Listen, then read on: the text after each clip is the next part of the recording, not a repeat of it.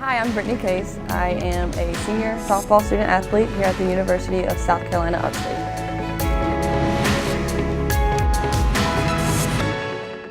In 2016, I had just moved here. My parents were actually still moving me in when they got a phone call from my sister. It was like, don't really know what's going on, but school's canceled. There's a lot of rain. So my parents instantly in the middle of the night picked up, drove 10 hours home. Had to drive through the rain to get to our house and through the flooding and all of that, and it wasn't bad at that point. And so as it starts coming up the driveway, I'm like checking in with them every 5 minutes, just trying to figure out what's going on. My dad went and put a stick in the yard, and he was like, if this stick goes under, that means it's in the house, so we need to go. So they were just watching it, and they sent me a picture, and it was almost there. So I was begging them. I was like, just leave. Things can be replaced.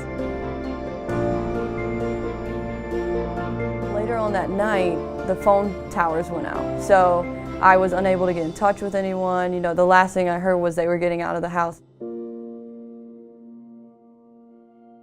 My older sister had a different phone service, and so I was getting updates from her, but both of us couldn't get in touch with our parents. So we were getting worried at that point. And I remember I got a text one night from a number I didn't know, and it said, "This is Mom, we're okay, love you." And that was it. And so at that point I had a little bit more ease. They left and they went to a family friend's home, and I think there was 20 people in this house because everyone left and kind of went there.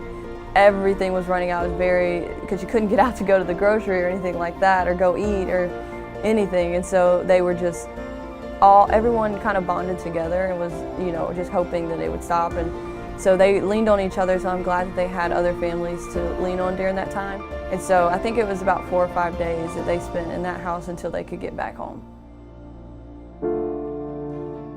I think they're calling it like a 1,000-year flood.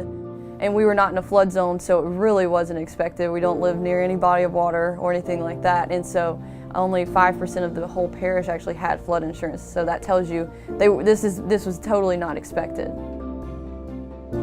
It was about 3.5, 4 feet in the house. And so that wiped out like all of the appliances and everything, furniture, everything like that. And since it was like moving water, it was rushing through the house, so everything was kind of knocked over and moved around and everything like that. And so we lost everything, because even my dad, he had tried to lift the furniture, and it was past that too. And so basically the only thing that they were able to save was stuff in the attic.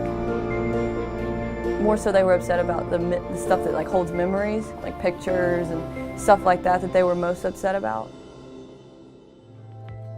We didn't have flood insurance, so my dad pretty much did everything on his own. And so they gutted the house completely, had it treated to make sure that there was no mold or anything like that. And then they started, basically building a house from halfway down. One of my teammates' families had an RV, and they drove it to them, and we had some land, so luckily they were able to stay in that. That was in August. We got back in our house the day before Christmas. And we were actually the first people on our street to get back in our house, so it just shows you how hard they were working. That morning, waking up and being, in our house, I think we all just felt like a sense of like relief. But I also think for my parents, it was a moment where they were like, we did it, we made through this. It was a tough thing to go through, and it was, many months of tears and staying up too late, and because my dad would work all day on his job and then work all night on the house, and so many sleepless nights and stuff. But I think that morning, waking up and being at home and being able to have a Christmas movie on, eat and open gifts and be in our own house was a very special Christmas for all of us.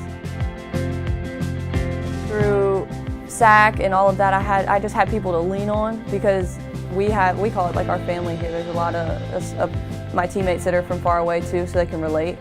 And when something's happening with your family, the only thing you want to do is be there. So it was nice when I couldn't be with my family to have this family here. It's looking at the bigger picture and sticking together and leaning on each other, like I said, and it brought my family like so much closer, because they really did that on their own. So it makes being in the house that much more special.